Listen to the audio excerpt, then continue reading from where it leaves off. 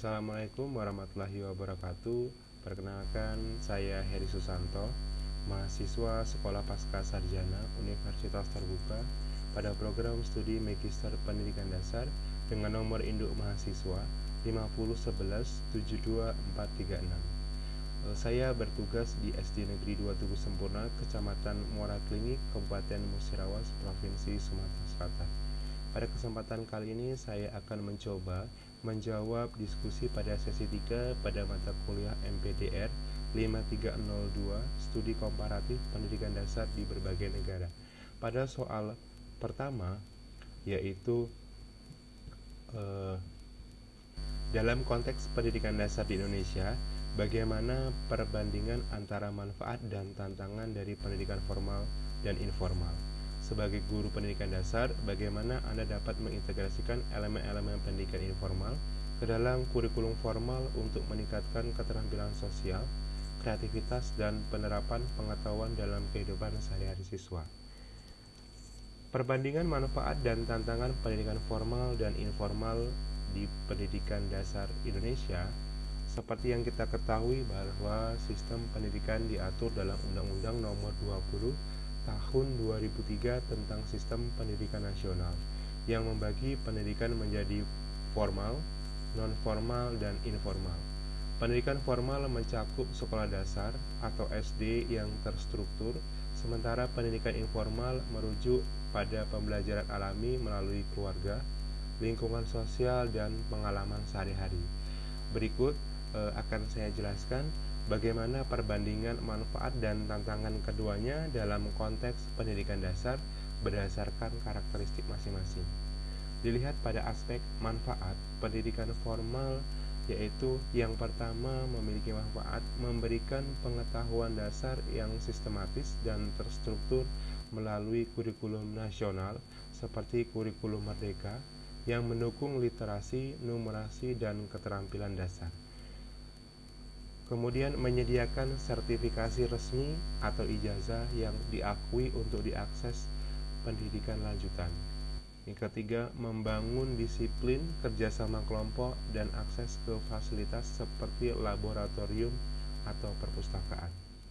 Kemudian dilihat dari aspek manfaat untuk pendidikan informal, itu yang pertama mendorong pembelajaran alami dan fleksibel seperti belajar etika sosial, interaksi antar keluarga atau keluarga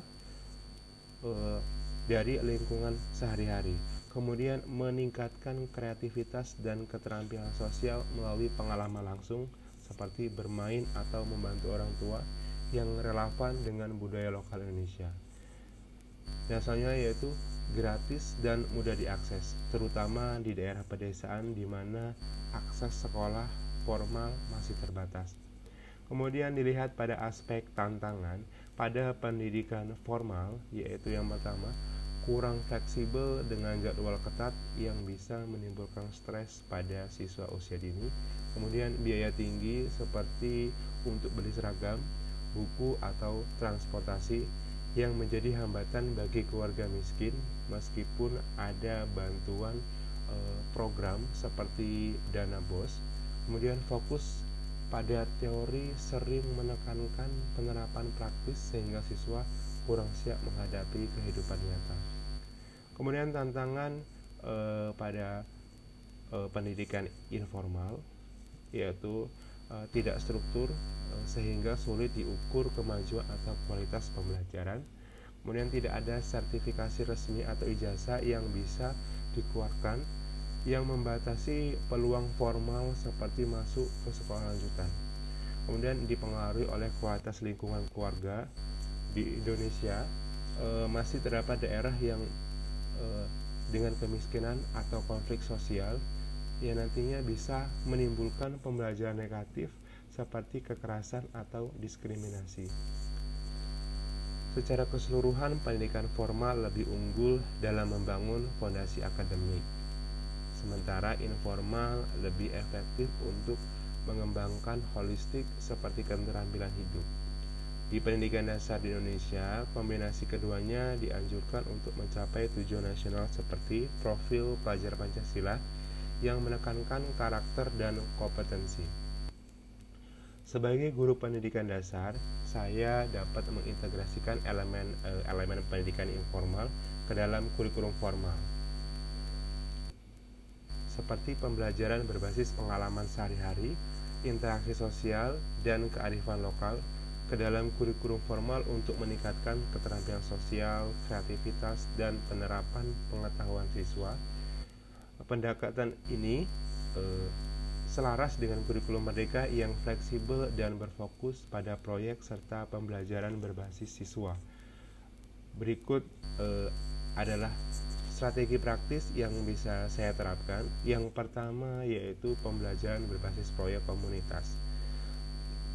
Dapat diintegrasikan ke dalam tema sehari-hari seperti lingkungan sekitar kita, ke dalam mata pelajaran IPA atau IPS, atau sekarang yang kita kenal yaitu IPAS pada kurikulum merdeka. Misalnya, siswa diajak mengamati dan mendokumentasikan aktivitas pasar tradisional, kemudian mendiskusikannya di kelas.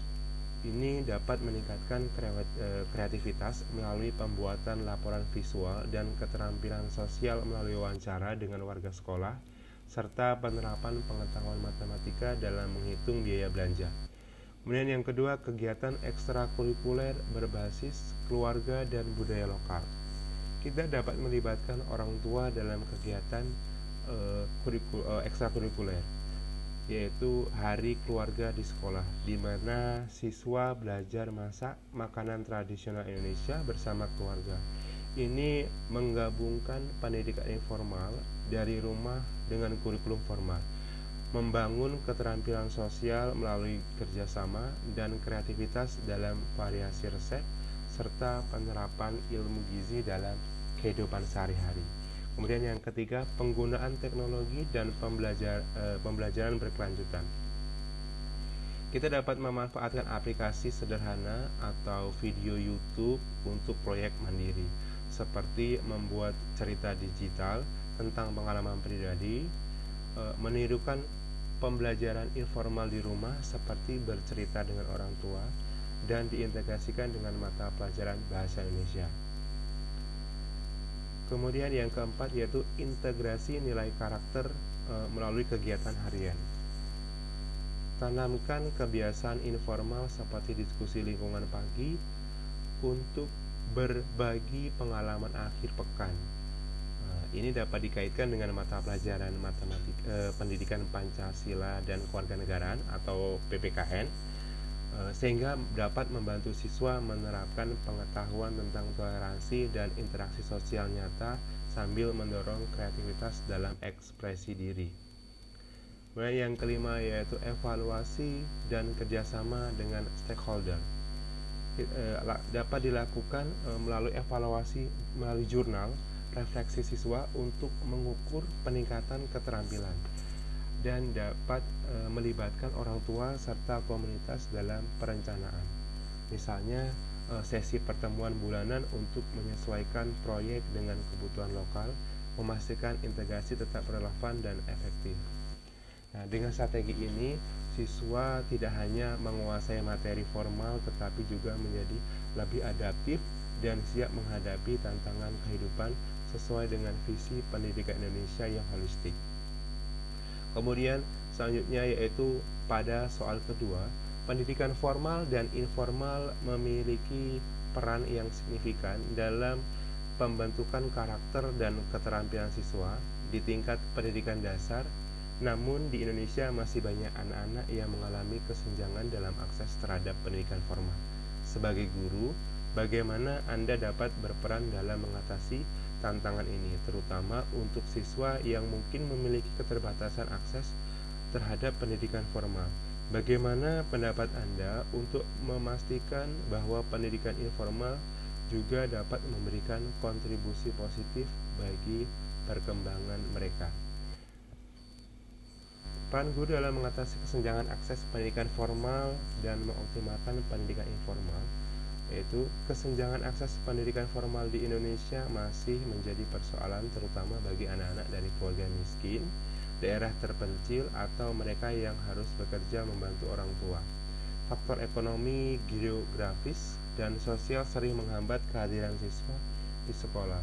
Dalam kondisi ini, guru memiliki peran penting tidak hanya sebagai pengajar, namun juga sebagai fasilitator yang mampu menjembatani pendidikan formal dan pemanfaatan potensi pendidikan informal.